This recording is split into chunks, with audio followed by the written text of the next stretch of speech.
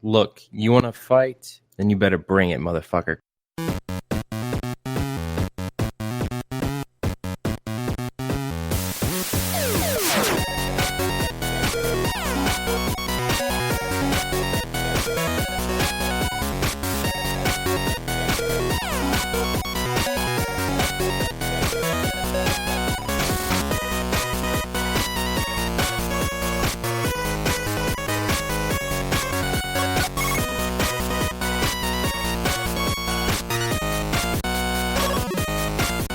Welcome to the G.N.A podcast, Games, Nerds, and Alcohol, where we are doped up on so much cold medicine that it's probably dangerous to be drinking beer right now. Woof. You heard him. We got Blue Shark joining us this evening. How you feeling, man? I'm alright, man. I'm a little tired, but I don't feel as shitty as you do. You sure you look about half left? Well, it's kind of hard when you take it to the gun show every day. Jesus Christ. It's kind of hard when you're staring at him wearing an actual shirt that fits. Right? You heard him. We got Zyber blood too. How you feeling, man? I'm feeling all right. I got a bit in me right now, so the day doesn't matter anymore because I got a bit in me. Did you get his name, or was his name a bit? Well, he's in the middle here. His name's Blue Shark. I found out that he is actually 45. It is more of a link thing. 45's the gauge.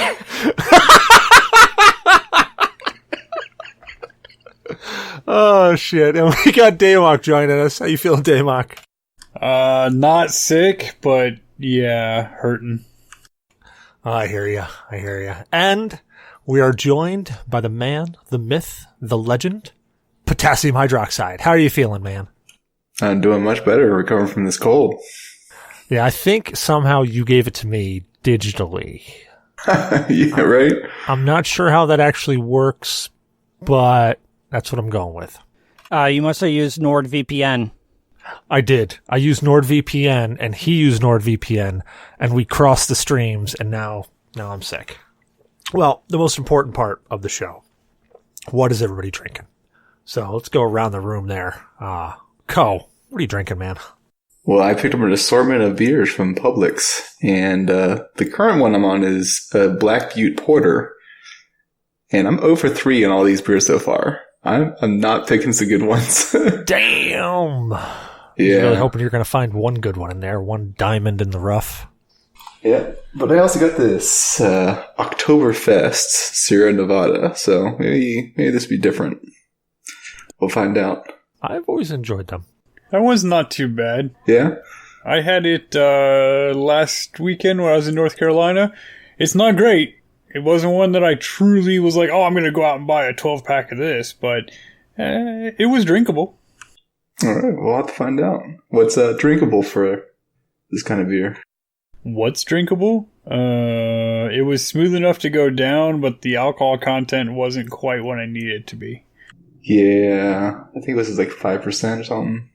So what about you, Damok? What are you drinking, man? It looks dark. It looks delicious. It is Dr. Pepper.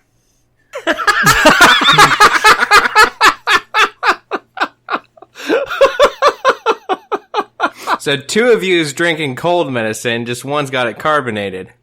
Yeah, pretty much. Oh, whoa. It's going to go with these muscle relaxers. Oh. I don't want to drink and take muscle relaxers, but I'm taking muscle relaxers tonight.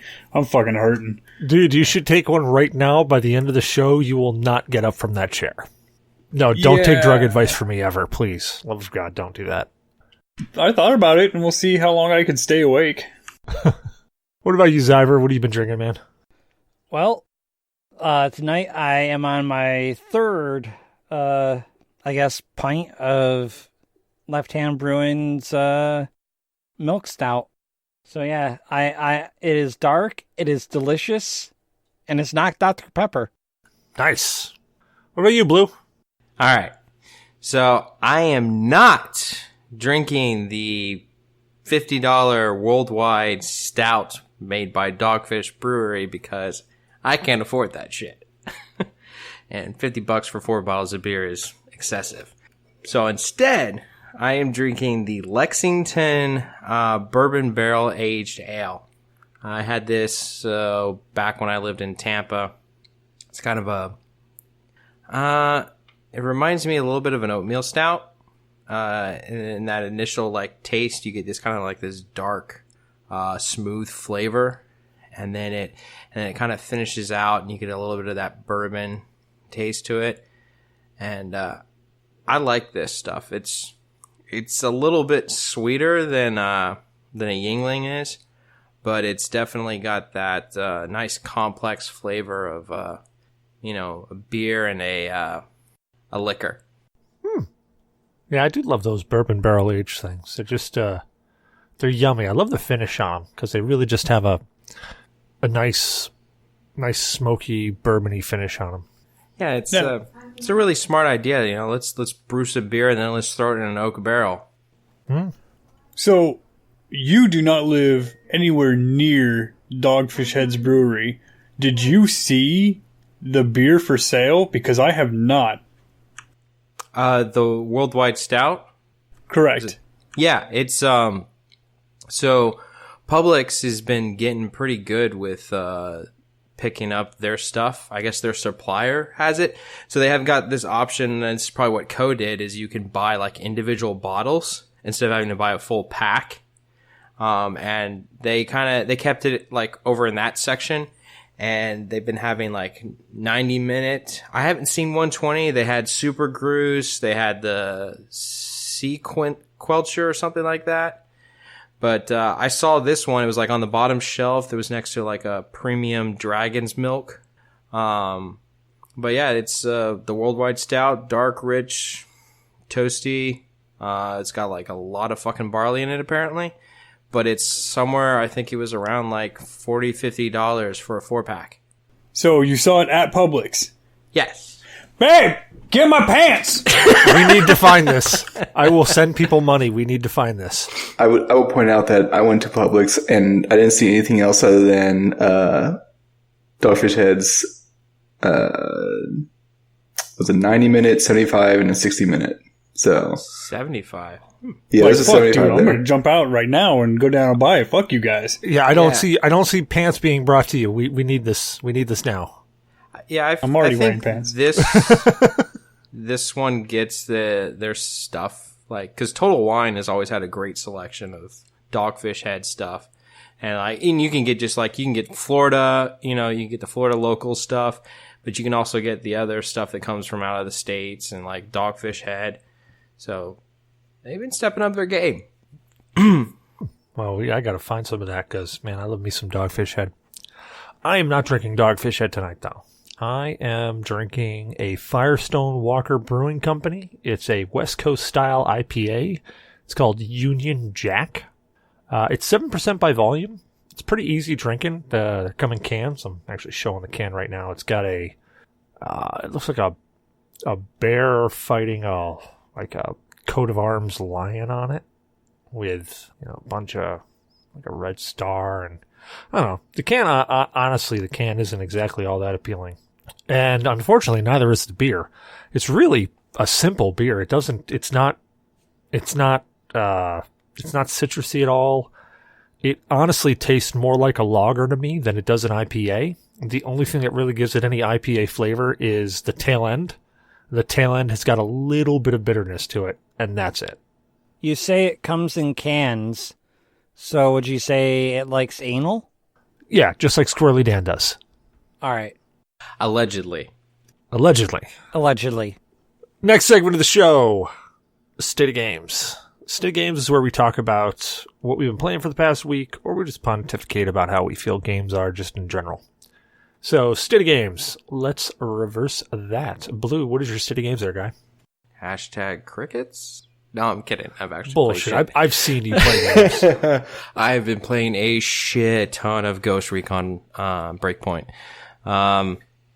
They did fix.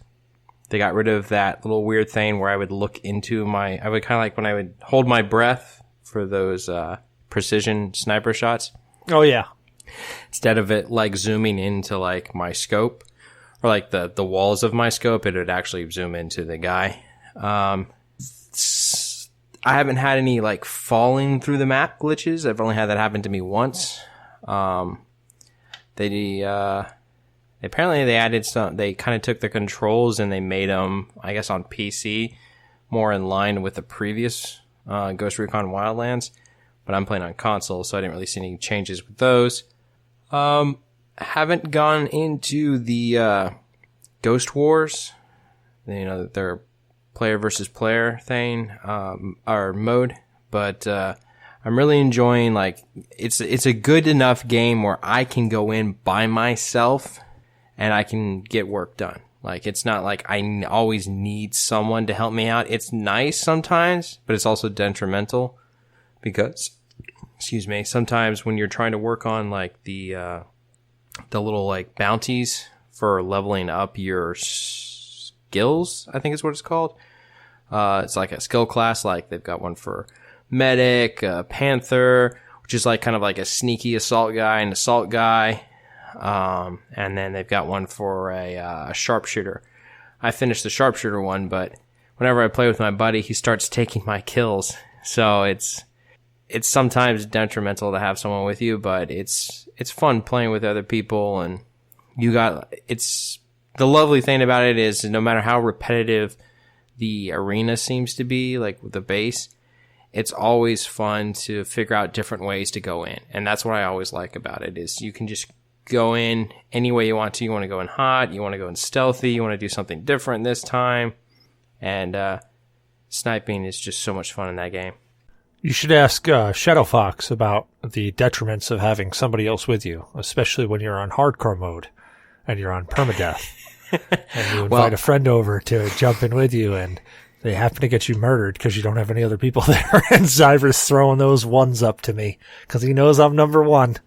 Yeah, I have no desire to do that because I feel like some of the tasks that you need, like if you get spotted by that darn roving airplane, Azrael, I think it's called, you lose all special abilities, like your drone, your radar goes away, and then you gotta like visually like look around. And if you're by yourself, like avoiding those wolves is a bitch. And not only just them, but the little drones, and they're like twitchy and they do this around the screen and they shoot you. Very nice. What about you, Zyber? What's your state of games there, man? Well, my state of games is the Pokemon trading card game online thing. Been diving into that a bit. I did some Eternal card game. Played a bit of what the fuck is the name of the game? There's a TurboGrafx game on the Switch. 1 second here. Fuck, I don't know what it is. But anyways, did some TurboGrafx retro game. Been playing Dragon Warrior on the Switch. Or Dragon Quest, rather, sorry. I tried Warframe out a bit. Haven't played that in forever. But hit Warframe. That's about it. Very nice. What about you, Ko? What's your state of games there, man? Well, I've been playing some of that Kenshi that you had gotten me the other week. And that's pretty fun. The little RPG elements mixed with base building, like settlement, survival. It's a pretty good game. And, glitches aside? Honestly, those glitches are very minor. I haven't had any game crashes in the game or anything like that. So the fact that the game resyncs itself after my characters start walking onto the world, I can live with. That's not a big issue. Other games, though, I went back to Divinity Original Sin 2, and that's pretty fun. Didn't expect the difficulty curve to curve up so high when you're only playing with 2 players. Nice. What about you, Damok? What's your state of games there, man? It's been pretty lame. I decided to play the Pokemon online card game since I've spent about $400. buying all those damn cards for the kids and, myself so I can have a nice deck. And then I went on and Zyber convinced me to download it and install it. So I just started cashing in on the stacks and stacks of crap that I had. Said screw it. And then I've really only been playing my phone game where I've been playing that Fizz Brewery Management. I finally beat it. I beat it a second time on the New Game Plus, and played it a third time around. But yeah, I got 32 gigs of RAM now. Yay! Instead of 16. It's much nicer. I just haven't had a chance to sit down and play a game. I feel you there. Yeah, my City Games has been actually pretty lame. I got super excited because I thought Outer Worlds was coming out today, but then Ko had to just take my hopes and dreams and just crush them like a bug under his boot. And told me that today's the 22nd, not the 24th. I'm like, fuck. All right. I was hoping you'd prove me wrong, that it was actually releasing early. Well, obviously, that was not the case. What else have I been playing? Been playing a bunch of Marvel Strike Force on my phone. I've been playing some Graveyard Keeper. I jumped back into that. That game's silly fun. I really enjoy that. Carving up people, feeding them to the people at the bar, skinning them and making paper out of them. I mean, it's really like Stardew Valley, only a graveyard. That is a fun game. Yeah. Other than that, though, man, I really have not played all that much. I have been playing way too much of the Game of Life and Get My Degree. I feel like I'm playing the Game of Life. Remember that board game, the Game of Life? Well, they made a computer game out of it forever ago. Me and my wife used to play it all the time back when I lived at my parents' house. And the two things that came from that I will always remember is anytime that you did something good, you would collect a life tile. And it would always sound like that. And it was so annoying. And at the beginning of the game, it would be, do you want to go to work or get your degree? And I feel like I'm getting my degree. I don't know. But what the fuck are you talking about here? I mean, you got this whole side conversation going on. I don't even know what's going on. Yeah, we're talking about the errors that I made as a child with Pokemon cards. That I didn't listen to my dad. You're supposed to buy the packs and then take their rares and sell them for money. I never did that. Well, why the hell not? What'd you do with the rares? I kept them. And how much are they worth now? You know what? The original 150 probably ain't worth much. You'd be surprised. Some of them could be worth quite a bit if they're first editions. Well, the original release of the cards went at auction, I believe, for somewhere around $100,000. You're talking about the complete 150 set, right? Yeah, that was the entire set. Yep. Yeah, I don't have the entire set. I've got bits and pieces here and there. Blue didn't collect them all right? No. He's not Ash. He didn't get them all. Dude, Ash needs to fucking age up and evolve some Pokemon and get fucking stronger. Or at least drop his balls. Hold on.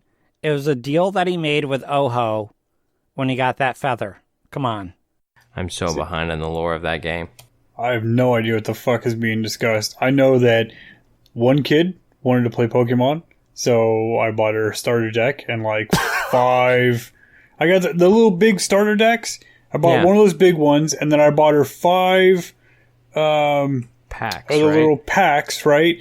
And then I needed a starter deck so she would have somebody to play with and 5 packs. And then the girlfriend needed a starter deck and 5 packs. And then I went and bought Magic as well because the older one wanted to play Magic. So I bought those decks, starter decks and plus multiple packs. And then the new Pokemon stuff came out. And so I went back and bought all new starter decks with even more packs to go with. I've spent so much fucking money on these card games. If I can sell some of these cards and get even a fraction of what I paid back, I'd be so happy. You can. If you got the good ones, you can sell them. But you bought starter packs and whatnot. Did you buy a booster box or anything? Not an entire booster box, about half of a booster box.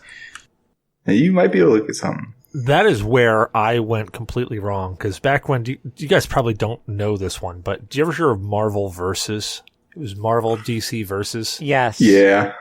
No, I'm too young. So I bought a metric ton of those cards. Probably, I mean, I've got 2, the ones I have left, I have 2 1,000 card boxes, and they're both full. And that's what I have left. That's how many cards I bought. Didn't you put a little deck together for me at one point? I did. I thought so, yeah. People would stop by and I'd be like, hey, you want to play some verses? They'd be like, sure. I'd be like, all right, what do you want to play? Like, just name a character. And they'd name a character. And that's what I did with you, Zyber. You just named a character. I forget what character you named, but I was like, all right, hold on. And I literally threw together a Brotherhood deck and slapped it on your hand. I'm like, here you go. It's a fun game. It died off real quick. Yeah, Yu-Gi-Oh! I don't know if that's still alive, but my little cousin got into that probably. Okay, well, he got into it like 4 or 5 years after the cards came to the U.S. And he wanted to give me cards like 5 years after I had stopped playing. But yeah, he made me a little deck, and I thought that was great. He's an awesome little dude. Well, he's not so little anymore, but you know. Yeah, I never, that's my one problem is that I know it's always about making the littlest deck you possibly can so you can get to your cards, but I'm all about big decks. I like a big deck. I like sitting there and gripping a big deck in my hand, knowing that I've got a big deck in my hand. Yeah, he likes a big deck in his mouth, too. Every now and then, just so that I'd feel it, I'd take that big deck, I would put it in my mouth. I thought that game had rules on the size of the deck. I'm about to introduce you to the commander, where you can handle all the big decks you want. Oh, I need to talk to the commander. Hold on. Here's the thing, though. He never had a big deck in his pocket. Never. Ever had a big deck in his pocket. Nope. It was always in my hand. Never in my pocket. You don't stick that shit in your fucking pocket. That's how you mess up the cards. Sounds like you need some supplements for your deck. Well, I mean, honestly, like I found out that having a big deck in Canada was illegal, so I went there. I had to smuggle it. It's crazy. Yeah, he had to put that big deck in his ass. I did. It was uncomfortable. But I did it. I did it because I wanted to play with that big deck in Canada. Okay. Before I think we've just gone completely off the reservation. No. So this whole shit that we were talking like last week about how, Blue Sharks come on the show. Blue Sharks ruined all the dick jokes. We have gotten how many dick jokes in this show? Suck it, people. And I participated in that shit.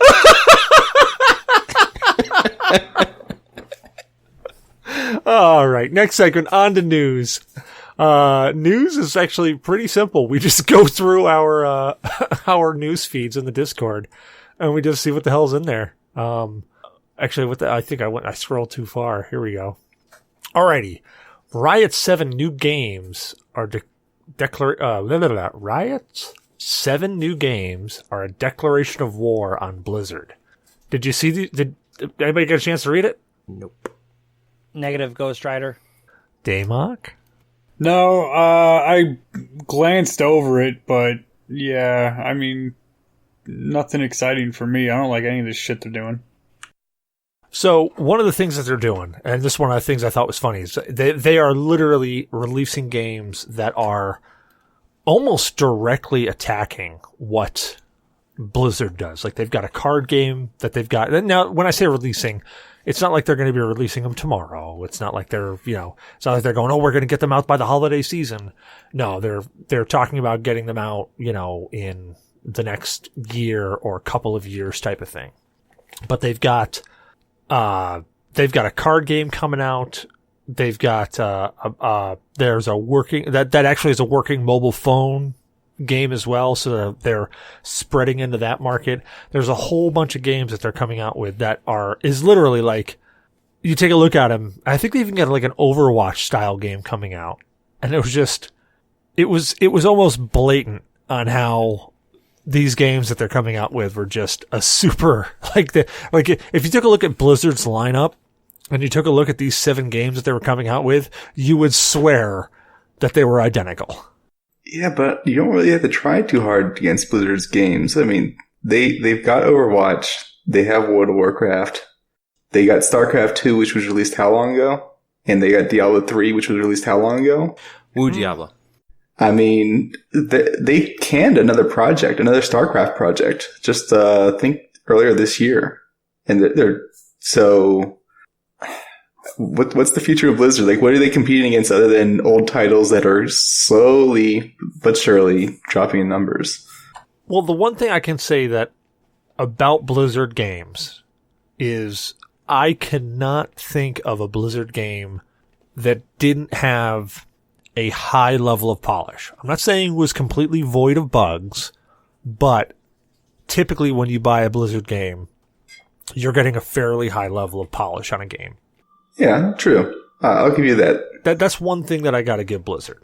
You know, no matter how much shit I give them, because I mean, I still haven't figured out how the hell Overwatch is so popular, but it is, and more power to them. But you know, their game, not all of their games are super appealing to me, and I'm just one gamer.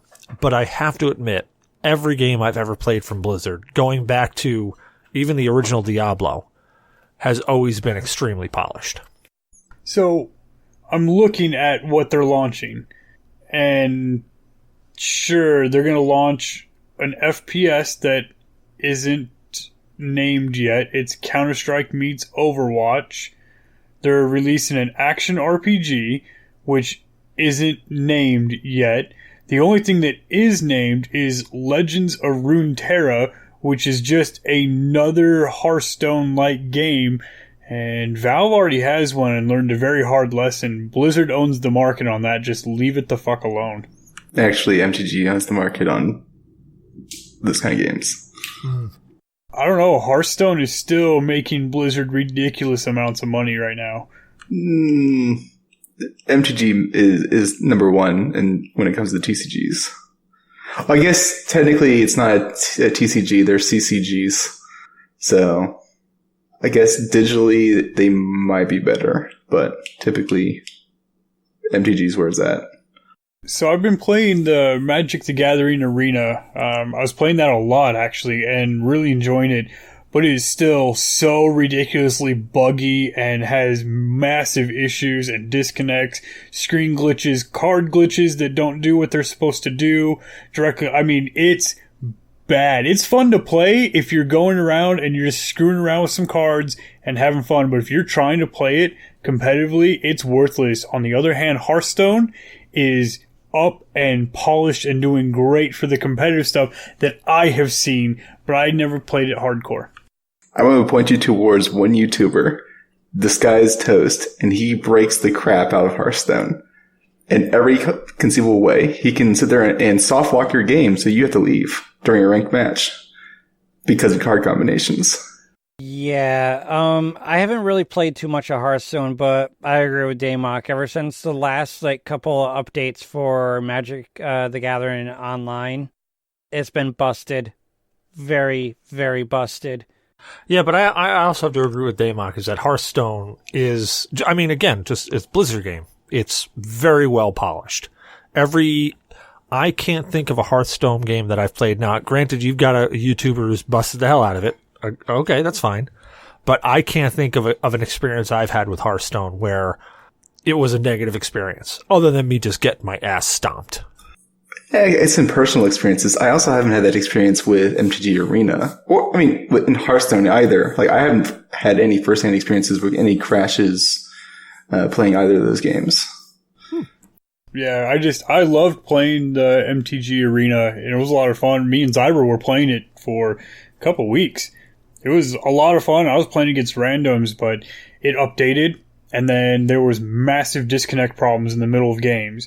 And then I was like, okay, the next update came, and they're like, oh, we patched that part, we fixed this, and we fixed that. And then it was, the card would come up, and then wouldn't do anything. It would freeze on screen for 20 minutes, and then finally play, and it had no effect. And not all games, like I said, it was fun if we were just screwing around on it, and like, oh, okay, stupid thing's fucking broken. But if you're taking it seriously, yeah. Yeah, like when you go into a tournament and it just drops you. Hey, what the fuck? And you try to get back in and you can't get back in, and then it fucking puts a ding on you. That's what I hate. That's what I hate when you get like the disconnect and it gives you a ding like, oh, you disconnected and you're going to be penalized. It's like, no, dude, I didn't disconnect on purpose. The game just decided to fritz. Now, I will say that MTG is far more complex to memorize than Hearthstone would ever be. There's so many more mechanics to think about. And my question is, the cards you were using during your experience that did nothing, that you said are a bug, were they actually bugs, or did you misunderstand the card effect and they only did something during the actual effect, during the specific requirements? All right, so of my own stupidity, I have fucked up on multiple things with the different card effects several times because I'm not a hardcore player. But I use the same deck and I would use the exact same things, and I read the cards, and it was a glitch that was only once in a while that would happen. And what would happen is the card would come up like you selected it, and then it would just freeze on the screen for 20 minutes. And then it would slap down, and then it would continue the game, but none of what it was supposed to do happened. It was a weird, like, lag glitch, and maybe the game thought it did what it was. I don't know. But I have fucked up not knowing what the things have done before, but this time I've been using the same deck. I don't know. There's too much in that game. It is very, very complex. It is way better than Hearthstone in complexity. Complexity? Complexity? Man, it's so very much about the deck this episode. Very much so. Yeah, I mean, it definitely has the complexity, but I can see why the Blizzard does do polish on their titles. I will give them that, and it's something I wish they would be able to do that and release new ideas and new products rather than we're between 5 and 6 years apart. Yeah, we get like a new World of Warcraft expansion every 3 to 4 years, but when was the last title, like full release? Was it Overwatch? Was the last new game? No, dude. Diablo Mobile. That's not released yet. We don't talk about that. We don't talk about that, and goddamn you for even mentioning that. All right, next article. Sorry, it's in the article. Like this one, you don't actually have to even read the article to just facepalm, but a dude spent $150,000 in microtransactions. On what game? Transformers. Yeah, the Transformers game.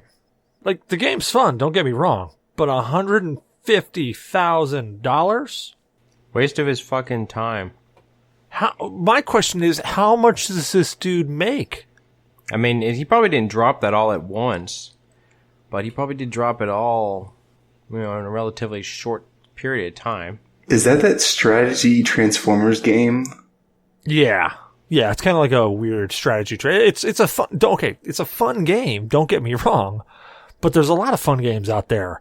I'm not dropping $150,000 on it. MS Bob, and I know two of you know who he is.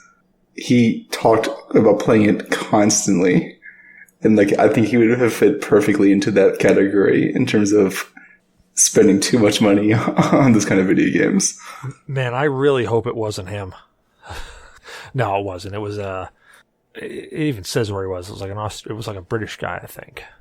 That's insane. Doesn't matter. Anyways. Well, there's two of them. There's one spent $62,000, and that's the guy, but that was on RuneScape. I guess the microtransactions on RuneScape, and then the dude spent the 150s from Australia. And this is right where they're coming out, and everybody's debating whether or not loot boxes are even legal. There's nothing in RuneScape that you would spend that much money. Well, obviously you're wrong. Okay, fair enough. Somehow he managed to, because there it is. Because you could spend a fraction of that. You could probably spend, and I wouldn't recommend doing it. You could probably spend like $2,000 to $3,000, which is like 1/20th of the amount of money spent on RuneScape that guy did, and still max out your character with the best gear possible. So that's insane to hear that much money was spent. Yeah, like I've heard of people spending thousands of dollars a month on games like, remember Mobile Strike? I've heard of people spending thousands of dollars a month on games like that, but I don't think anybody that I've talked to has racked up $150,000 on one game. Like, my thing is, how lonely is this guy to just dump that kind of money into a game? I mean, this guy must be utterly lonely as fucking hell. Dude, if you need a friend, give G.N.A a call. I guarantee you, his penis probably looks like a shriveled up banana on the vine for how much he just beats it, because that's all he has time to do. That's all he does. Yeah, this is going back to when I was playing Arcage, and there was a member in our guild who was spending $5,000 a month on that game. And I'm just like, how do you spend that amount of money on a video game? In general, it's just insane.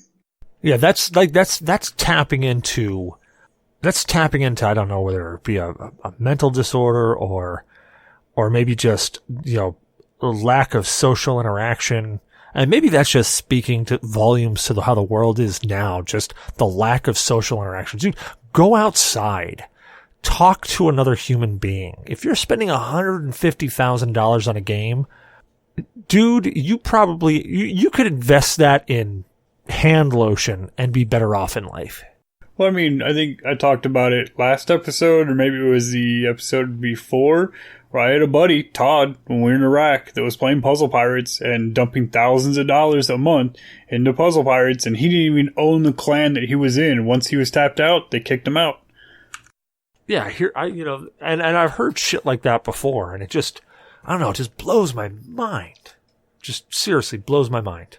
I don't know, if you ever hear, like, I don't think you ever will, but if you ever hear me going, oh yeah, I'm totally spending money on this game for whatever, look, just drag me outside by my cock, nail it to the ground, and just dump gasoline on me and hand me a lighter. And just be like, dude, it's time. Well, I mean, I've spent money on mobile games. I've spent, so any money that I've spent on a mobile game, I've gotten through that Google Rewards thing. I think probably out of pocket, I may have spent $3 on a mobile game. Cause it's like, oh, you can get this for $5.99. I got $5 or $5.50 in Google Cash. So I'm like, oh, just fuck it. That reminds me, I have to use my Google Cash. Yeah, you do. Yeah, dude. That's once you introduced me to that, I've gotten like $40 or so, and I mean, I'm down to like $15 left. It's like, oh look, it's a 99-cent add-on for this game that I was playing. Cool.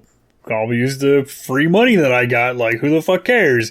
It's all linked. I think out of pocket, I've probably spent maybe $10 to $15 total on mobile game stuff. But yeah, it was buying a couple games. Yeah, well, I mean, okay, so let me backtrack here. Let me cough my foot back up. Like, if that's what you want to do, if you want to spend money on a game and you want to support them like that, and you want to get the microtransactions, if you want to pay to win, whatever, it's your bag. I'm going to judge you. I'm not going to say I'm not going to judge you. I'm going to judge you. But hey, if that's what you want to do, go ahead and fucking do it. I mean, it's honestly, in my opinion, it's slightly better than going out and buying like a whole shit ton of heroin and cocaine. So if that's what you're going to spend your money on, hey, you know what? It could be spent on heroin and cocaine, so I'm okay with it on that aspect. Yeah.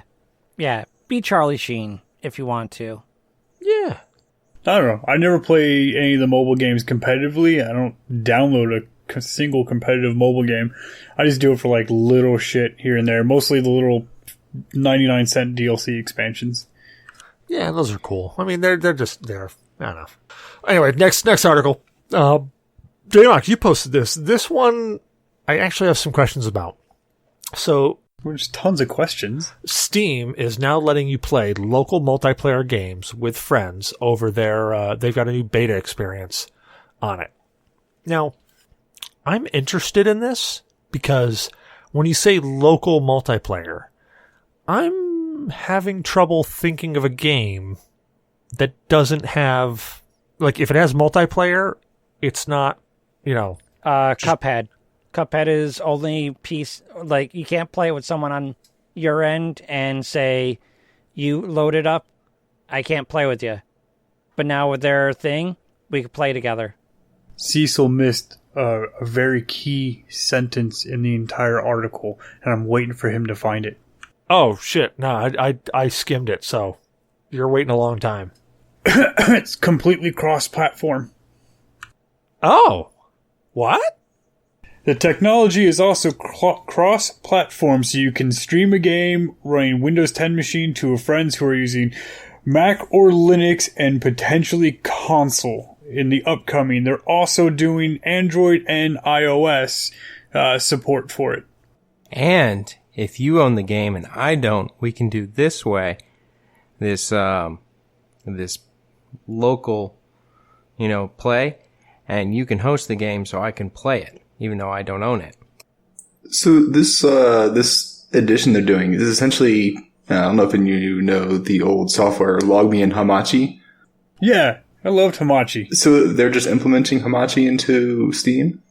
They're implementing it into Steam and then making it as cross-platform as they can at the moment. And it is, of course, it's a beta feature. You have to have the beta client and all of that. But yes, it's like Hamachi, so you can play old games that only had that local multiplayer, and now you can play them online with friends with the ease of using Steam. One thing that this made me think of was that project that Google's working on. I can't remember what it's called, but it totally made me think of that, being able to play like across the board, any like system console kind of thing with your friends. It's called Stadia. Yeah. Google's Stadia. Yeah, but that's not like across the board. It's basically like renting a high-end PC. I know, but like, the premise of it was still like you could play games with anyone. So how are they going to make it work with all the games? Is it just going to work, like, are they going to have to have developers jump on this to allow it to be supported? Or is it just going to work out the box with this? It's not going to work out the box. The developers have to choose whether or not to opt in and out, and then they can choose at any time to leave it. So right now they have a list of games, and it includes things like Rocket League, Black Ops, what else? So, Cuphead. Yes, out of the box, it supports 4,266 games currently. And that is directly from Steam and Valve saying it. It's straight out of the box, starting day one when they launched it. What they will have is something that they can work with developers on older games, but pretty much anything new, and they're trying to retrofit it into some of the older games automatically just using the Steam client without having the developers get involved at all. But as of right now, Valve was quoted saying thousands of games. You can click the link. It takes you to them that are all compatible. The result came up as 4,266 games. Rocket League being number one at the very top. So that's about, 35% of their library, I think, give or take. I mean, that's good. I like the direction they're going. Definitely is going to revitalize a lot of the games from the past and whatnot that people can't play multiplayer without using applications like Hamachi or jerry-rigging it somehow. It's an interesting feature. I'm interested in it. I'm just trying to, the cross-platform thing has got me interested, especially if it goes over console. But other than that, I'm not sure how I would use it. I'm just focusing on me. I'm not sure how I would use it. I'm curious how they're going to get console vendors in line with this. How are we going to get Xbox to support this or the Sony? Well, Xbox has been up with the cross-platform on certain games, and they also have been wanting to do cross-platform with different consoles like PlayStation. So I think Microsoft will try to jump in on it. The problem is when you play games like shooters, you're going to have an advantage as a PC player versus a console player. Yeah, but there's a lot of console games that you can play with a keyboard and mouse. And console players hate when you play against a person with a keyboard and mouse. Also, on a side thing, though, something that I saw in, I think it was Destiny, when it was, if you used a controller, you had auto-aim. When you didn't use a controller, when you used a keyboard and mouse, it didn't give you auto-aim. Yeah, so what you would do is playing on PC, I always made sure that I had my 360 controller plugged in. So even with keyboard and mouse, it gave me auto-aim. Yeah, they fixed that, though. Yeah, not when I was playing. Oh, no, not when you were playing. But you no more don't play anymore. Anyway, I'm interested in it. I want to see where it goes. I don't know that I would utilize it, though. That's my problem. I don't think I would utilize it. No, I don't remember the games that I was using Hamachi to play anyways. Maybe older Command and Conquer games or older RTS games that only had the, like, you know, the online service is dead. You cannot play them online anymore because what the Westwood Studios online thing is obviously long dead. And they still had a local multiplayer that you could do. So we used Hamachi to play that, but I don't remember any of the other games. I just thought it was a really neat feature and neat article.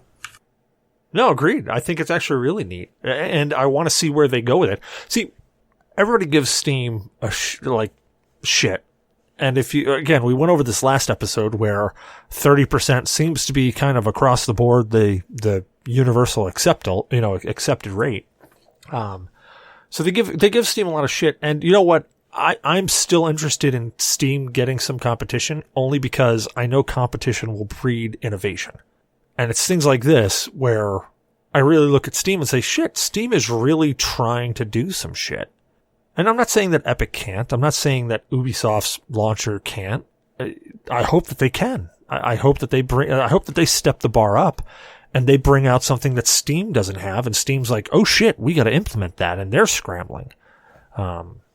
But it's shit like this that really makes me super interested to see what Steam's going to bring coming down the pipe. Fuck you, Valve. I'll come down your pipe. Anywho, next article. We actually didn't get this on last episode, so we're going to talk about this episode. Ryan Reynolds visits Marvel Studios HQ. Now, we've had like a week to work on this. Detective Pikachu 2.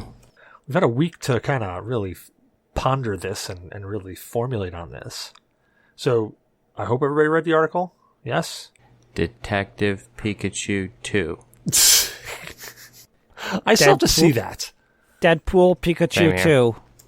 No, you don't need to see it, dude. We put it on and the kids were all excited for it, and like 10 minutes in, I was fucking passed out on the couch. No beer involved. Yeah, but we've already determined that your choice of movies and my choice of movies differs slightly.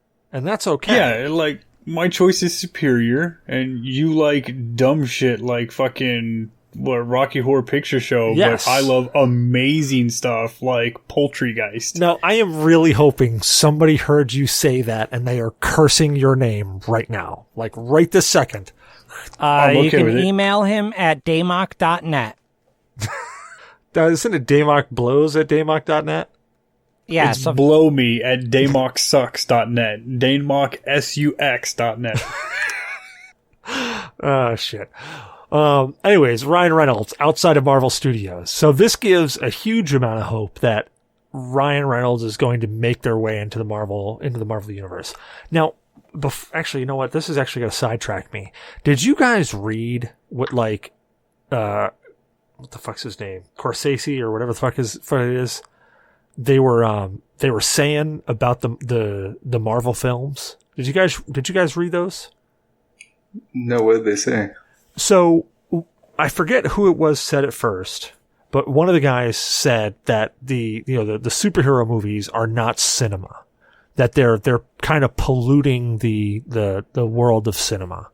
You know, that they're a theme park, I think is how he described it. Yeah. I saw the Robert Downey Jr. interview on the whole Scorsese comment and how, like, Downey got really deflated and pissed off about it. Well, I thought James Gunn had a really, really great response to it because it was one guy and then another guy said, you know, well, he didn't say that they're deplorable. I'll say that they're deplorable because they are. And I'm like, dude. And then James Gunn, did any of you read James Gunn's tweet about it? So it was so eloquently put, and I'm gonna paraphrase because I'm gonna fuck it up if I try to, like, remember it. But he basically said, you know, when Westerns came out, people said that Westerns weren't cinema, that they were terrible and deplorable. You know, when movies about gangsters came out, that was the same thing. They were deplorable when they came out, but now those movies are classics. You know, and he even kind of gives a little jab in saying that, you know, not everybody gets the way movies are going, not even geniuses, that type of thing. Now, again, I'm paraphrasing and I'm fucking it up horribly, but James Gunn, I thought, really came back and tongue in cheek said, fuck you, without saying, fuck you. I mean, it's any other form of art. It's subjective. Whether you don't like one genre or another, that's your opinion, but it's no different than a Western or an adventure movie or sci-fi or horror or so on and so forth. These aren't any lesser than any other movie. Well, that's what James Gunn was saying, is like, the Westerns, when they came out at the time, they were viewed as not cinema. Then the gangster movies came out and they were viewed as not cinema. Now those movies are coveted.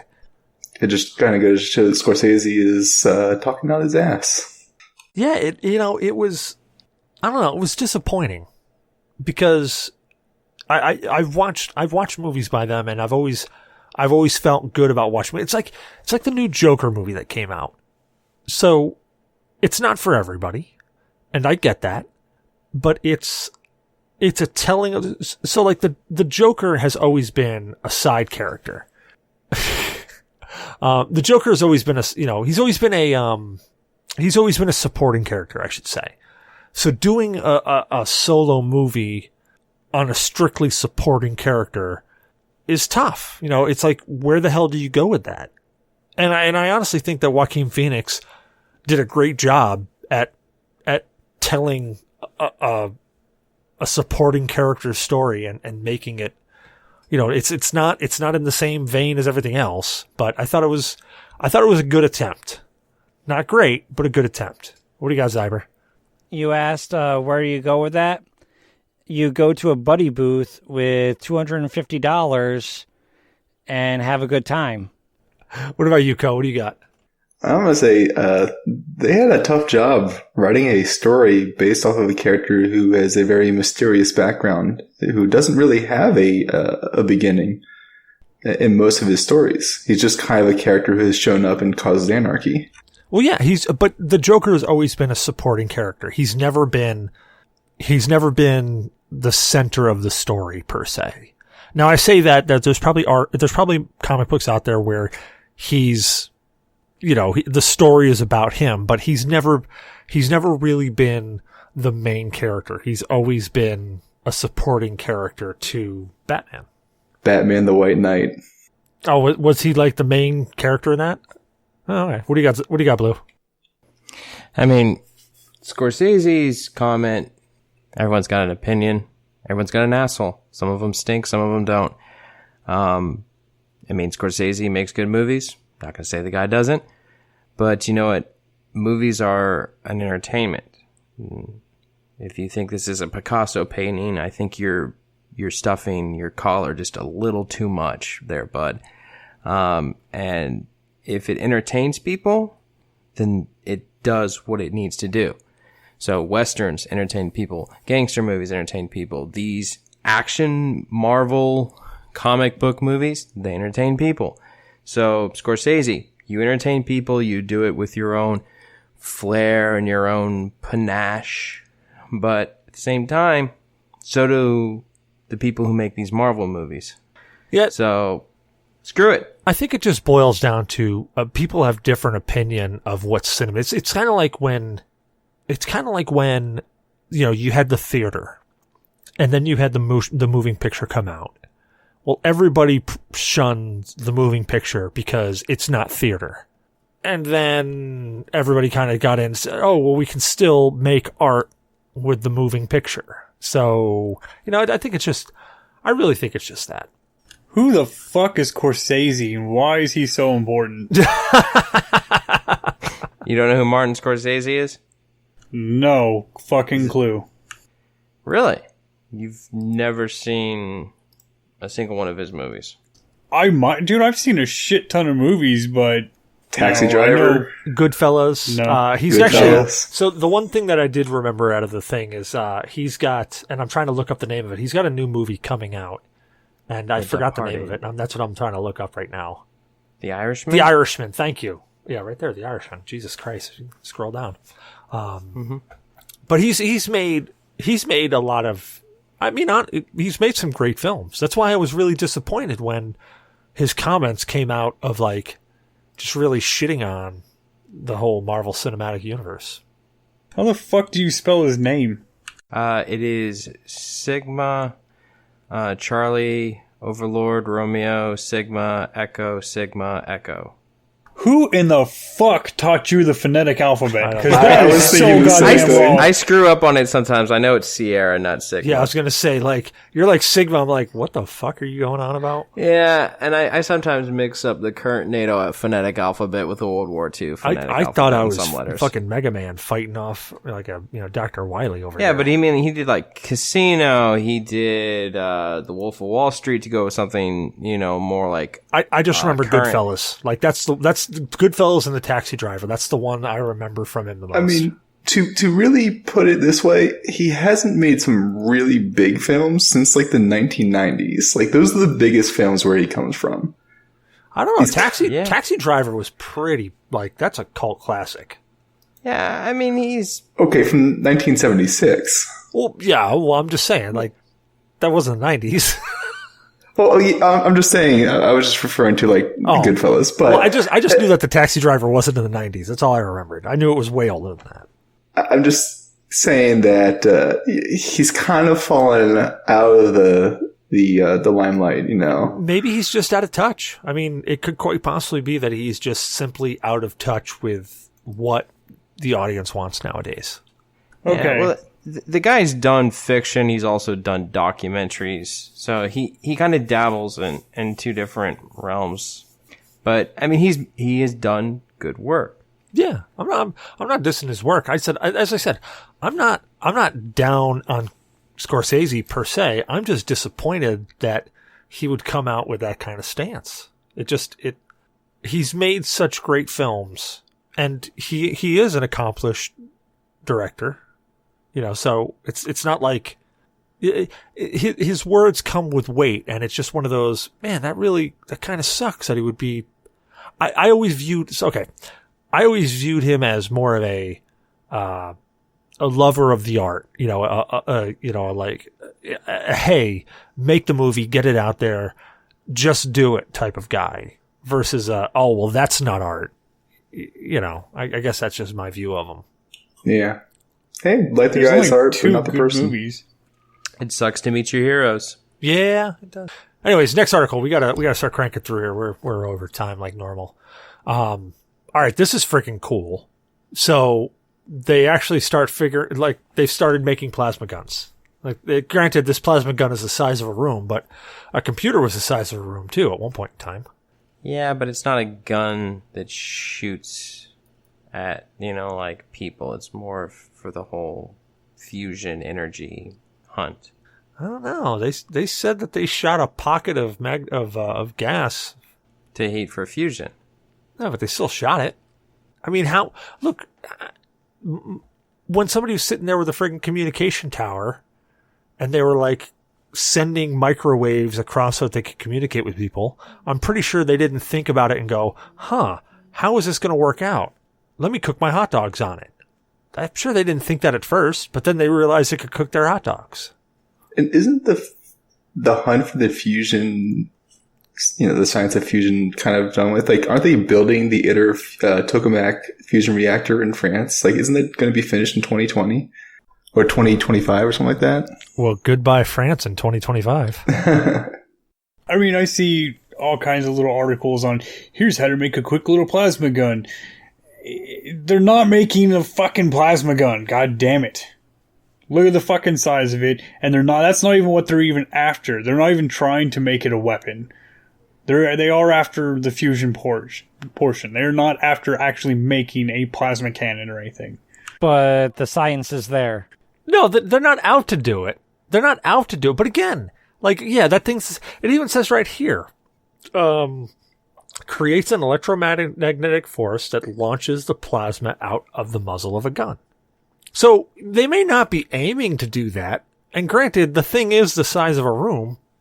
But again, computers were the size of a room at one point in time. Yep. It's pretty interesting. I don't know. We'll have to see. I mean, the whole, like, I remember playing, what was it? XCOM UFO Defense back in the 90s. And I know it's long before that, but that's where I was introduced to it. And you got a plasma rifle. And they had this whole, like, it literally was, it was probably a 20-page article about this plasma rifle, how it worked, how you stole it from the aliens, how you deconstructed it, and all this other shit. I'm like, that is interesting. That is super interesting. And that, if we've got anything even marginally close to that, is just in that same vein, very interesting. I'm having a really hard time with this. We talked about it at work. I know who posted it, and they're not. They call them 36 plasma guns around a spherical chamber, right? And they will fire supersonic jets of ionized gas inwards towards a gas target that will become fusion fuel. So when they're calling them plasma guns, they are not plasma guns as in fucking Warhammer 40k and we're running around with fucking plasma cannons and fuck this, you're all gonna die.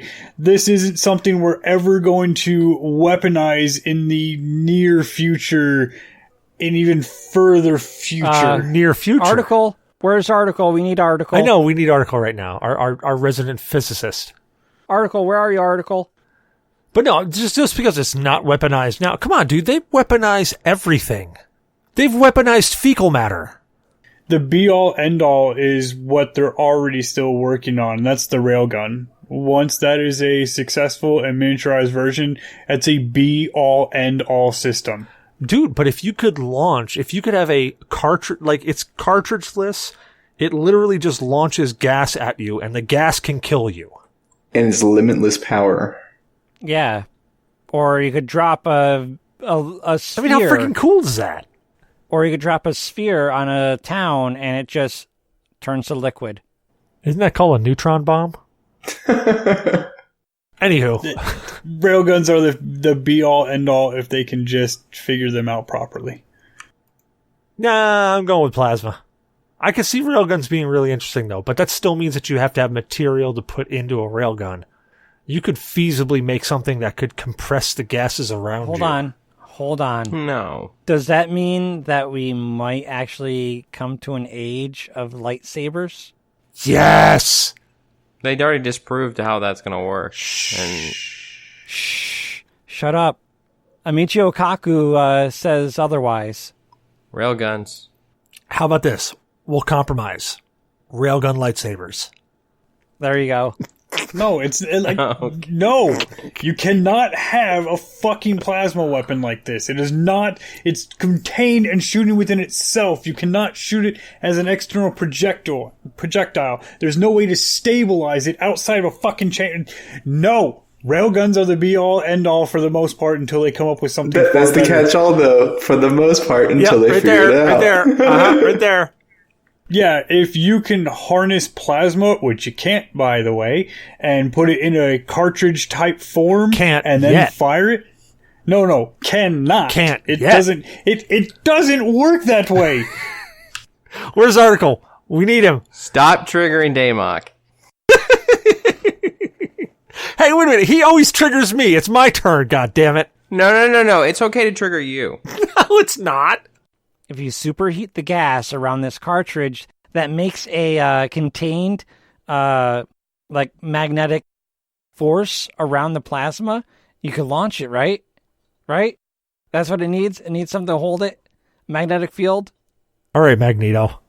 All right, next article. This actually one is kind of ironic. NordVPN confirms that it was hacked. NordVPN, who was supposed to anonymize you and make sure that you're safe when you go on to those, risque sites, or go across the pond because you want to get different Netflix for licensing reasons. Yeah, they got hacked. I'm okay with this because I don't use them, but. Oh, I love NordVPN. I've had them for years. I use it all the time.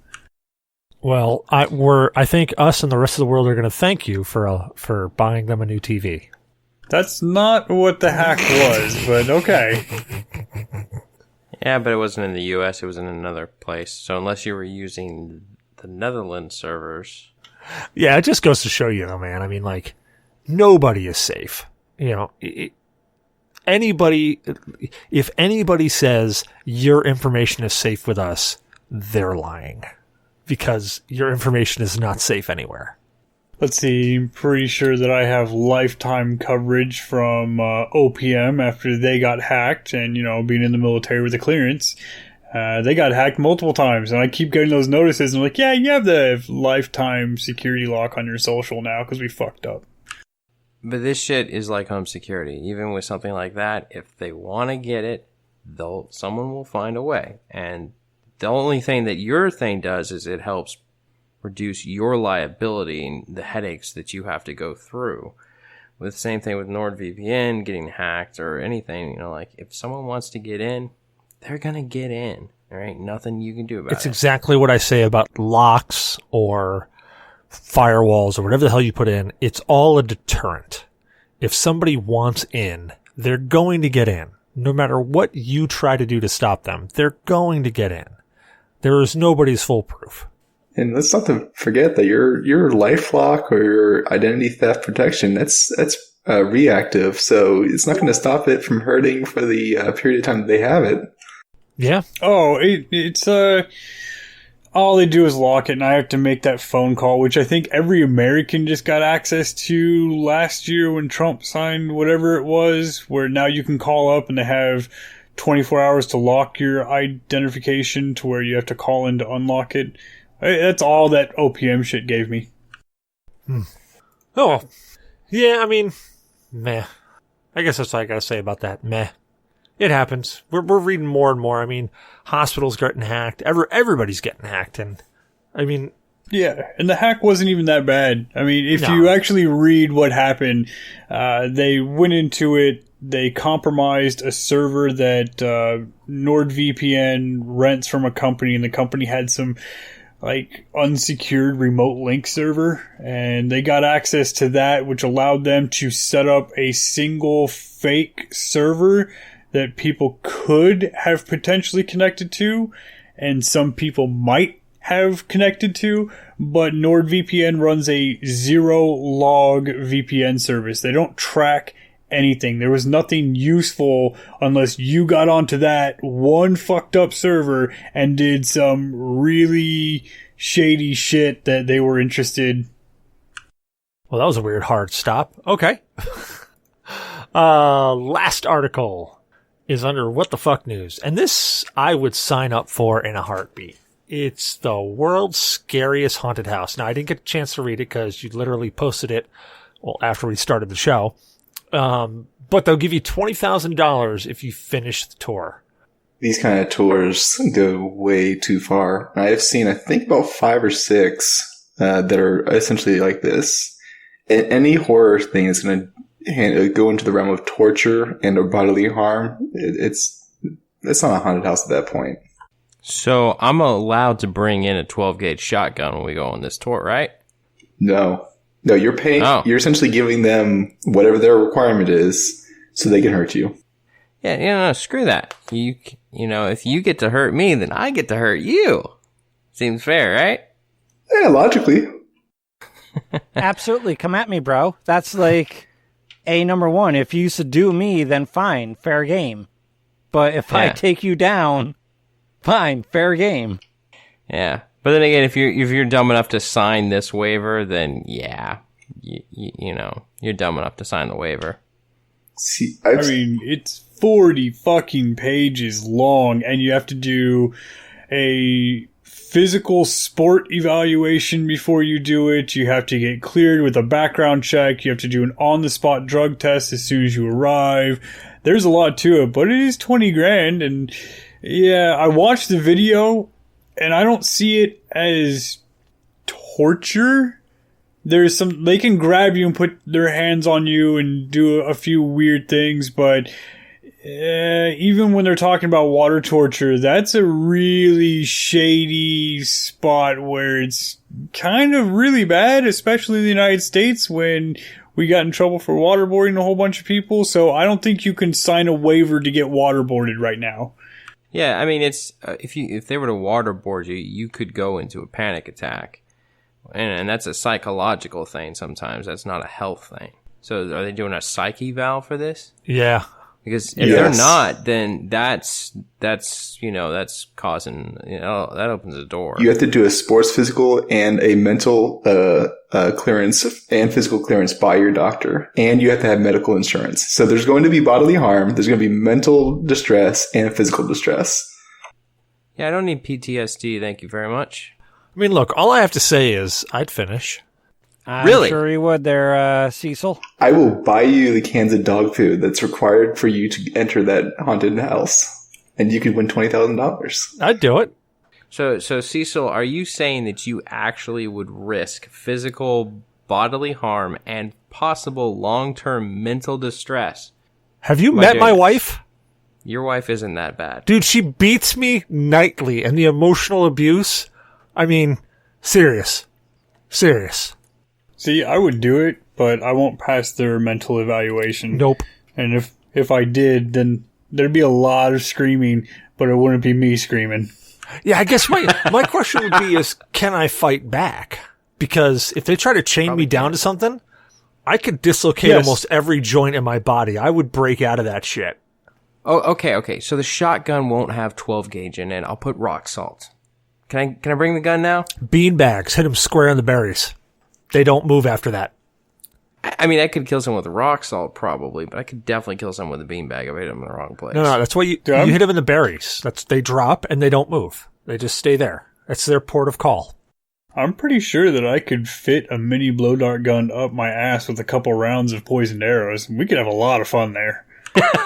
Yeah, but that's going to be a shitty blow. Yeah, but if all of a sudden, like, you farted and it pierced the inner wall there, you'd be done.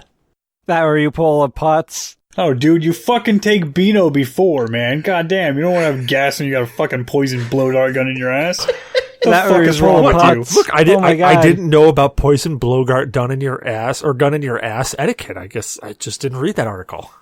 Or you pull a putz. Oh, God. All right, dude, this is quick story time. Dude, so we had this blowgun. Actually, Zyber's blowgun. Yes. And we were sitting there, and to load the damn thing, because the thing was so tight, oh yeah, I said tight, you'd have to, like, push this dart down into it, and if you just kind of shoved it in the end and then tried to use the blowgun, it would just kind of fizzle out the other end, kind of like Zyber without Viagra. It would just go bloop right down the end. But, so what I did was I would grab it and I would go, and I would just blow into the barrel end, the business end of it, to blow the dart down to the bottom. Well, how I did it is I would take my face and I would turn my head and inhale, then turn my head back to the blowgun and go into it so that I wasn't inhaling with the business end at my face. Well, my friend Putz, actually our friend Putz, saw me doing this and said, oh, cool. So he loads the dart in there and then he sticks his face over the end of the barrel and he goes to go breathe in, launches the dart right out of the gun into his tongue about a half an inch. He pulls his face out of it and he's like, ah! He's got this dart hanging out of his face. And I'm dying laughing because all of a sudden he's just in there screaming with a blow dart hanging out of his face. He pulls it out and then he runs over to the sink and he's got the sink on and he's splashing water at his face. And I'm just like, well, shove your face under the faucet. So he literally has got his tongue under the faucet because he's just pierced it the hard way. Oh my God. I had not laughed that hard in my life up until that point. Like, oh God. Anywho. I have no words, man. No words. I know. It was just like, there's nothing to say. It happened. Yeah. It just happened. And then 3 days later, I found out that the part that you blow on twists off. And that's how you actually load it. Well, dude, it was like when my brother's friend, what was his name? Adam came in. And he was all like, oh, let me try that. And he shot it and got it like way off to the side. And I started giving him shit. He's like, well, here, you do it. I grabbed the thing and friggin' bullseye it first shot. And he's like, do it again. I'm like, fuck you. Oh, man. All right. I think we got some questions. We forgot questions last time. I'm not doing shots tonight. I'll do them next time. You gotta do shots. I'm gonna note that. Yeah, I'll do it next time. I'll do shots next time. But there were only 2 questions. No, actually, shit. There were 3 questions. I gotta do 3 shots. All right, 3 shots next time. First question. Are you going to be playing Sword and Shield when it comes out in November 15th? Honestly, I don't even know what Sword and Shield is, so... Pokemon Sword and Shield. Oh, yeah. Pokemon Sword and Shield. I won't be. Yeah, I got a soft spot for the Pokemon games, so I'll pick it up. I love them. I'll probably play it at some point in time, just not November 15th. I'll pick it up because it won't be Pokemon Go on the console. Yeah, good point. Hard pass. Really? Hard pass? The cards? You spend $400 on cards and you don't want to buy the console game? No, I've never enjoyed any of the Pokemon games so far. Oh, I've dude. tried to play a bunch. I even did the Pokemon Go for a long time. No. And Skip Pokemon Go skip shit. Pokemon Go. Like the but okay, Red and Blue. I've played Emerald. Red and Blue. I had an emulator on my phone for a while that was playing some of the older Pokemon games. I don't know. All I do is run around and drop my shitty Pokemon down, and they do the exact same fucking moves, and I can never figure out how to get past certain things and level up, and I just got bored. They're ridiculously easy to play, so it's actually surprising. yeah, with the games that you play, like wait, what? There's like 1 billion YouTube videos on how to play and beat those games, and you've had to cheese them. How the fuck have you not figured out how to play them? I never watched any of the YouTube videos. I got the game because everybody was like, oh my god, this is such a fun game, and I got to like the 3rd gym, I think it is. It's like the boss battle stuff, and they always had like super overpowered Pokemon, and it would make, so that means I gotta take my Pokemon, run them around for fucking 36 goddamn hours of real life time, level them up to make them powerful enough to go back and fight them? Fuck that. It doesn't take that long in the normal games. No, you're doing it all wrong. Apparently I don't know how to play fucking Pokemon. I'm okay with the card game, but I don't know how to play the game. Oh, Yeah, man. I got both on pre-order, so I want to be dabbling into both. They're the same game. Yeah, it's different Pokemon. You should like the Pokemon more. So? I think we had this conversation about how much money you make. How the hell do you afford this? I set aside told money when I see something that I really want, and there you go. God damn, I wish I had that discipline. Like, I literally walk by a candy bar and I'm like, I'm buying that shelf. Yeah, I have that problem when I see good alcohol. Just like this week, I'll finally have enough to get a new TV because the one that I have does not work anymore. Oh shit, you should have said something. I have like 3 TVs here. I would have sent one to you. Yeah, same here, dude. I've got like 3 TVs sitting in the guest bedroom that are not being used. Well, anywho, next question. What's your heat level of enjoyment when eating spicy food? Now, if God was here, he would say it can't be hot enough. I can almost keep up with God, but I don't go that far anymore. I do not believe that. I have seen this man eat a piece of chocolate that will literally melt somebody's face off. Uh-huh. I understand. I've had the same chocolate. I don't think I've eaten the whole thing, but I've had, I guess, every pepper and done reasonably well by comparison. I just choose not to do this anymore because it's just, the pain afterwards is just not worth it. So my big problem is that I love spicy food. The big problem is that my anus doesn't like spicy food. And since the only flavor my anus understands is hot, I don't do spicy foods. So I love spicy foods. I And love spicy food. God will eat spicier foods than I, again, because I don't try to do it anymore. But I've had, I'm going to say, start with lower end. I've had bird's eye chilies, the Butch Tea Trinidad scorpion pepper, the chocolate Naga Viper, the ghost pepper, the Carolina Reaper, so on and so forth. I love the flavor of the peppers. It's the heat that, you know, after years, it's just kind of getting to me. But what's your heat level that you enjoy? You know the time we went to the Thai restaurant? And I got a 6, and then God got like 6 plus. You mean a 13? Yeah, something that wasn't even on the menu. 6 is what I'm comfortable with.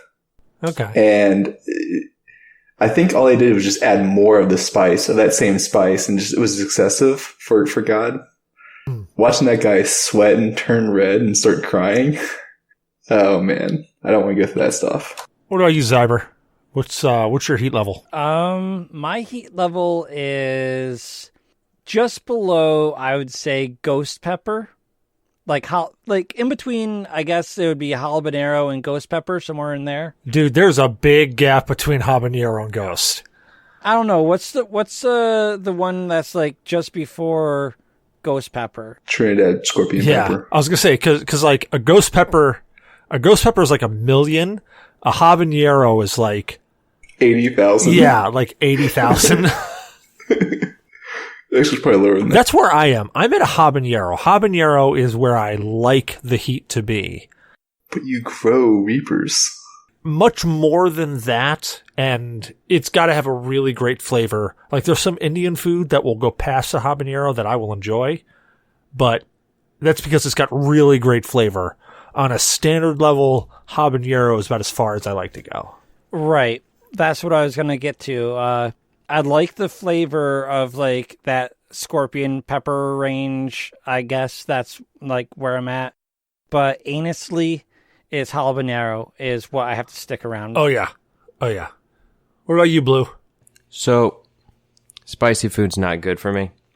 But I had gumbo once, and the guy said he added some heat to it. It was all fucking heat. it lost its flavor. It lost the flavor of what gumbo is. So, habanero, when used correctly and not overpowering the rest of the flavors of what you're eating. Like if I just wanted the heat, then I needed just plain old damn habanero. I don't want to. But when you put it in food, like, it's still got to have, like, what you're talking about, that Indian dish. It's got to have that good flavor. But habanero, it's probably about as far as I'd go either way. What about you, Damok? What's your spicy level? So I've eaten that Reaper jerky that we all had, and I'll never do that stupid fucking thing again. And I will never ever try that Black Reaper chocolate shit that God did. As I watched his ass sweat, and to watch him sweat, I could just see myself dying in that chair. Habanero is the absolute hottest I will go, but I don't even prefer it. I'll go down several levels from there. I like it to be spicy, but I like the flavor of the meal more than the mouth burn. So the black Korean fucking ramen boxes, I like the black box, and the red box is pretty good. The yellow box with the cheesy one is really bad. It's like, I don't understand how yellow is more spicy than black or red, but I know they color coordinate their hot levels when you buy Korean ramen. Black and red, really good. Yellow, not so much. Yeah, you showed me that bag. Those ramens, they're really good. If you can get a package of them, I can get them off of Amazon. They're pretty cheap. Oh, dude, they're like 50 cents or cheaper than that, and they're at the Asian store over by one of the game store. I'll take you down there. Yeah, absolutely. But I would agree. I'm actually kind of straying away from peppers and more so into like the realm of like wasabi and horseradish heat. Ooh, which is short bursts, not so much a long burst or a long duration. Yeah, so I made a mistake, and I had some jalapeno plants next to my ghost pepper plants, and when my jalapenos flowered, which I didn't expect them to, they kind of crossbred a little bit with the ghost, and I figured, that can't possibly be a thing. They can't be that hot. I was really incorrect. That jalapeno was way hotter than a habanero. I'll take them. I've got like 40 or more on these 2 plants I've got, so have as many as you want. They are painful. Well, I don't know if I can eat 40 before I... So, actually, what I'm going to do is I'm going to take them, and I'm going to make bacon-wrapped jalapeno poppers, and I'm going to bring them into the service desk and just leave them there, and then I'm going to record it and laugh. Yes. Okay. Save some of it and make beer with it. What? Beer? Make with peppers? Beer with the peppers. I'll do that next year with the Reapers. You've had a beer with pepper. Yeah. Which one? This Ballast Point Brewery does one. It's Sculpin, I think it's called.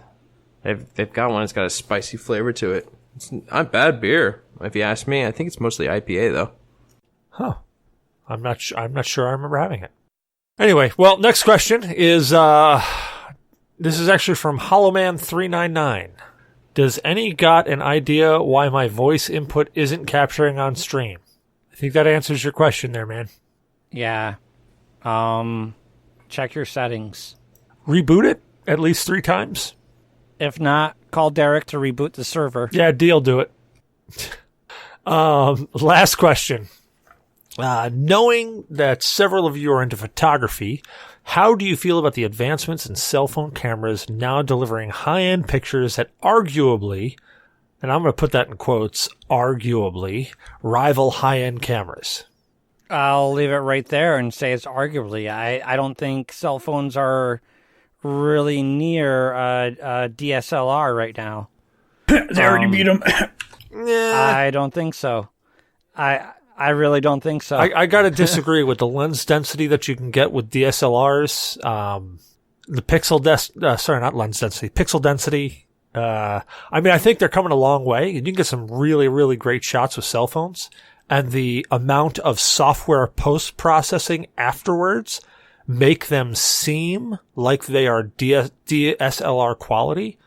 But out of everything that I've read, everything that I've experienced, everything that I've used, it's all digital post-processing, which when you shoot in RAW, you just have a different amount of control.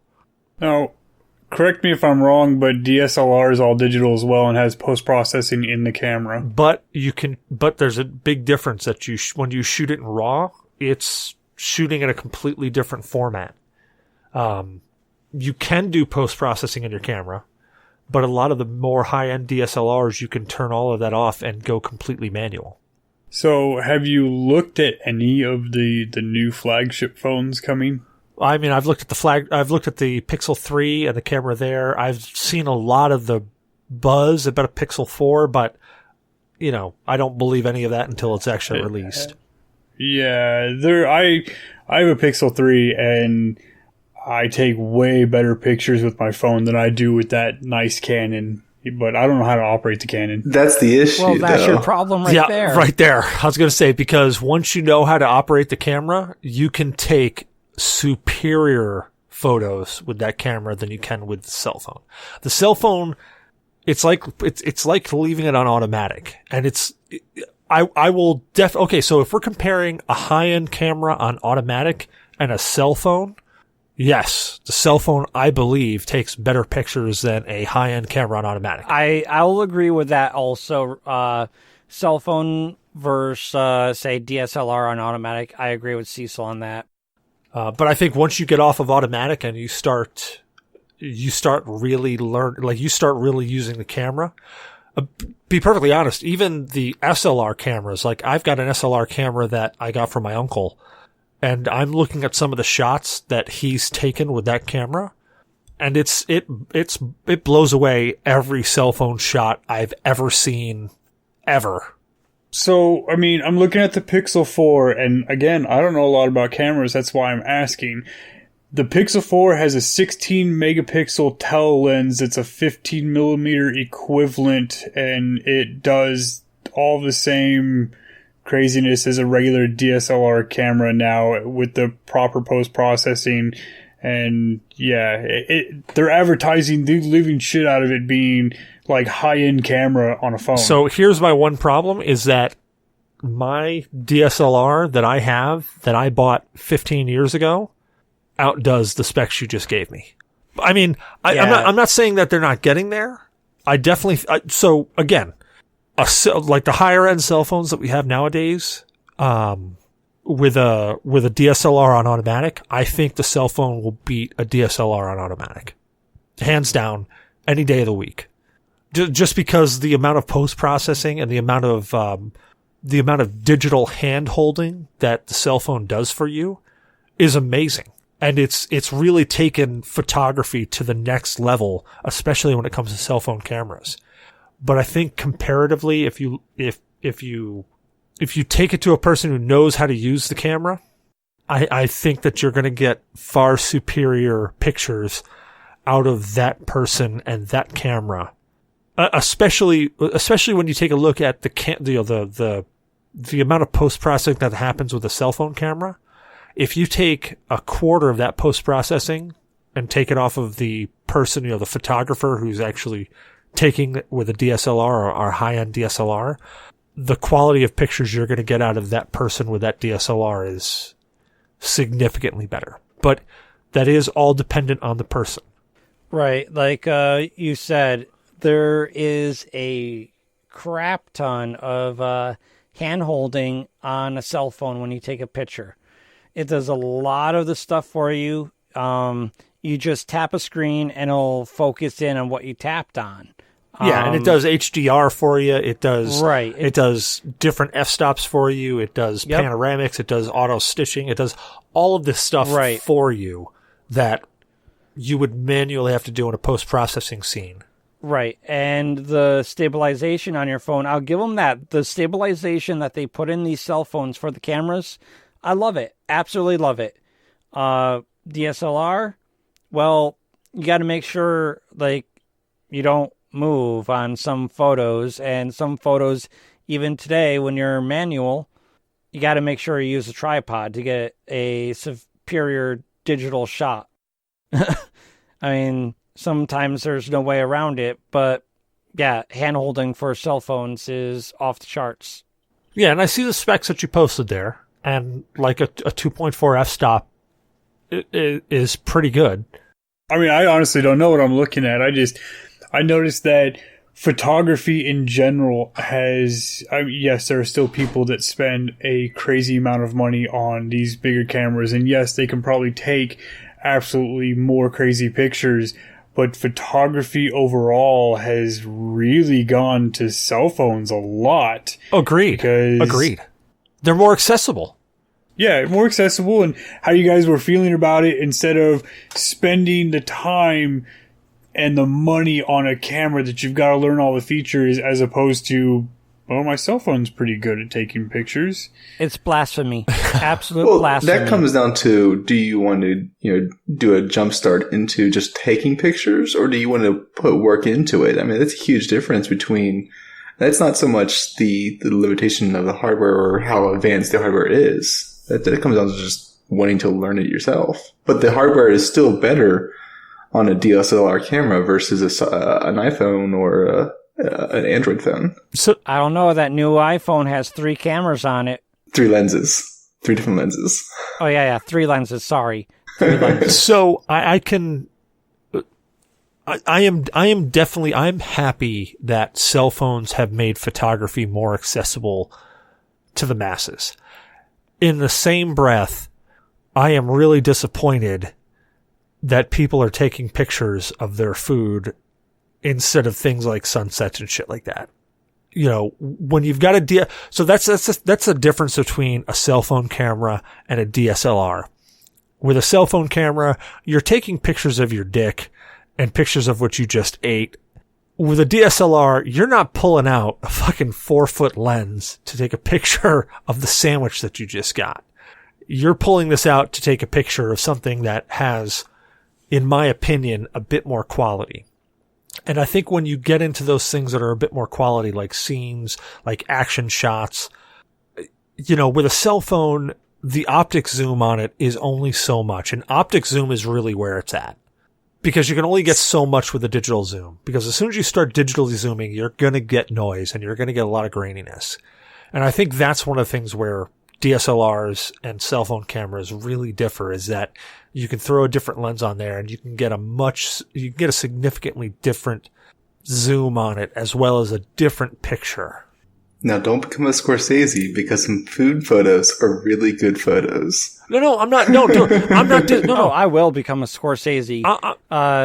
cell phone photos are not real photos. No, There, okay. I am definitely not saying that because I am happy that photography is getting into the hands of more and more people, and that people are starting to realize that capturing an image, capturing the moment is important. Now, I wish people would capture more important moments other than, hey, I just took a crap.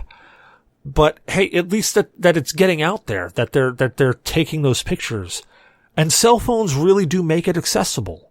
And it's kind of like a gateway thing. If cell phones, if taking great pictures on a cell phone lead more people to buying proper cameras and actually taking better pictures, hey, I'm all for it. I don't think it's a bad thing. But I think saying that it compares to DSLRs, I got to go back to it's comparing apples to oranges. You're comparing two vastly different things and trying to mash them into saying that they're the same when they're really not. Agreed. Yeah. Yeah, I'd say it's comparing a red OPC with an orange OPC. Exactly. Yeah. By far, the red OPC is far superior. But there are some pretty damn good photos with a phone camera. I will give them that without having to spend thousands. There are some fantastic photos out there. I have taken some great photos with my Pixel 3. Or sorry, my Pixel 2. And they're fantastic photos, but when you take the photo and you put it under a little bit of scrutiny, it's obvious that there's a lot of digital post-processing on it. Yeah, that, and when you try to blow up some of your cell phone shots, you can see they're actually blown out. Well, that's what I mean. Under scrutiny, you find out that those cell phone shots, when you start putting them under some real scrutiny, you find out that they're not nearly as good as you thought they were. That's one of the real reasons why I love DSLRs and shooting in RAW, because shooting in RAW, it literally gives you full control. It's like literally having a piece of film that you're developing. It's, if you don't, look, if you've got a DSLR and you're not shooting in RAW, dude, flip the switch and also flip it off of automatic. Go to manual. Just take the leap. Just do it. Who's that guy? Shia LaBeouf. Just do it. Shia LaBeouf. There you go. I really like my camera on my cell phone so far. Well, with the new Pixel 3, I've never really enjoyed a cell phone camera until I got the Pixel 3 XL. And the pictures that are just coming off of it, even when I'm blowing them up afterwards and looking them on the computer, is fucking great. And I know somebody who's actually makes money from photography, and they use a cell phone camera. And I'm like, that was fucking weird. And yeah, she does the modeling stuff, and she makes legitimate money and uses a cell phone camera. It's not the newest iPhone, but not the one with the 3 cameras, but the one before. Yeah, but it's all probably like close-up shots, or I say close-up. No, she's like Zyber showing pictures of the moon and stuff like that. My Pixel takes great pictures like that. It does have that automatic dark mode thing where it automatically adjusts the light color to get a great picture in the dark and all of that. Yeah, but I was going to say, nice. I'll grab some photos that'll give some comparisons of cell phone shots of high-end cell phones and high-end DSLRs, and I can show you the differences. It's the DSLR shots you're getting are tack sharp compared to a cell phone. Oh, I know. That's why it was just a fun question to ask so that I can hear more about photography for a little bit. No, I mean, I'm all for people taking more pictures. So however they do it, I don't care. Where's the Shadow? More pictures, the better. Yeah, I know. Where the hell is Shadow? Because he probably would have a whole shit ton to say. Right? Well, anyways, on that note, Blue Shark, where can people find you at? You can find me on Twitter at BlueShark45. Don't forget, ladies and gentlemen, Extra Life is coming up. G.N.A podcast will have an Extra Life team. Currently, Cecil, Xavier, and Josh of All Trades and myself are on it. However, I will not be streaming because of other important things that have to go on that day. But please be sure to sign up to stream for that week. Or if you can't sign up, then donate or share the link or tune in. We could use the support. For the crew. Go, where can people find you at, man? You find me exclusively on the G.N.A podcast Discord. Nice. Where can we find you at, Damok? You can email me, as previously discussed, at blowme@damokssucks.net, or trolling the Discord, as always. Very nice. Cyberblood, where can people find you at, man? You can find me palling around on the G.N.A Discord, Facebook, Twitter. You can also find me palling around on Twitch, Mixer, all at, Zyberblood, Zyberblood. Or you could check out my Twitter, or my Facebook, or my Instagram. Yeah. All at Zyberblood. Yeah. You doing a little story there? Little beginning, middle, and end? Little narrative? Little. I was actually trying to go for a little bit of Petrofarms, remembers? I thought you were going with that fucking Brian writing the story. And I'm Cecil Xavier, your host. You can find me on Cecil vs. Games on Twitter, Cecil Xavier everywhere else, Facebook, Ustream, Twitch, Mixer, Discord. I'm in all the Discords. Josh of all trades, TPCs. Speaking of TPCs, No, I'm joking. Don't worry, Damok. Oh, yeah, TPC, man. They're great. We hope you enjoyed the show. Don't forget to rate, review, and subscribe on your favorite podcast app. Reviews help people find the show, so if you enjoyed listening to us, let other people know. You can find us on iTunes, Google Play Music, Podcast Addict, Stitcher, Player FM, Spreaker, MyTuner, Your Listen, Spotify, and iHeartRadio. If we're not someplace, let us know. We'll upload there. You can find us on Twitter or Facebook by searching @G.N.A Podcast, all one word. You can join the Discord chat. Just see those pinned tweets or pinned messages on Facebook. We do a game show night every first Saturday of the month. In fact, during the Extra Life stream, we'll actually be doing game show night in the middle of the stream. So that's going to be interesting. Where we play Jackbox games, give away Steam codes for fun of it, because we have a shit ton of them. So we like to give those away. And on the docket, 13th Doll? Oh, I'm going to be playing 13th Doll. Yeah, absolutely. That's going to happen. No. Like on the docket for the game show night. Some of the codes. Oh, God, yeah. Yeah, we're going to be giving away 13th Doll. We got several of those to give away, too. We also do a horror movie night every second Saturday of the month. Join us on cast.gg, where Zyberblood hosts horror movie night. We last watched... I'm looking into cannibal movies, so... Oh, great. Ooh, I got some good ones. No, if you play dumplings, dude, I'm not showing up on principle. Just saying that right now. You can laugh all you want. I am not showing up on principle. It's not going to be dumplings. Uh-huh. Yeah, I hear it in your voice. It's going to be fucking dumplings. Yeah, only because you now mentioned it. Oh, man. So we've partnered with Humble Bundle. Hey, shit, Damok, can you tell us anything about Humble Bundle? Uh-oh, I gotta get back to things. Humble Bundle is a game purchasing service that we, G.N.A, are partnered with. You purchase games like you normally would, but with a twist. You choose what part goes to the publisher, 0, to Humble Bundle, 0, or the charity, 100%, duh. You give it all to charity if you want, or none of it. Fuck you, give it all to charity. Throw that question, partner equals G.N.A podcast at the end of your Humble Bundle link before you buy, and let them know that we sent you that way. So far this month, we have raised $4 and $5 and $45.58. Wow, dude, my vision just fucked up for a second. $45.58 for charity through our partnership with Humble Bundle. Yeah, don't be a co. Make sure you give it to charity. Yeah, give it all to charity, man. Jesus. Yeah, I messed up. If you give it to the podcast, though, I'm going to use it to buy drugs. Yeah. We got $2, so good luck with that. Hey, that's a lot of heroin. Yeah, that's a lot of fentanyl heroin. Do you enjoy anime? Because we enjoy anime. Join us every Wednesday night at 19:30 Eastern Time for Anime Night, hosted by Blue Shark. Our current anime is... What is our anime? Or finish it. Current anime is Hensuki, and we are on the last episode. We are voting on our next anime tomorrow night, which will actually be Wait, did you last just say week. Hename? You're watching Hename now? Hensuki.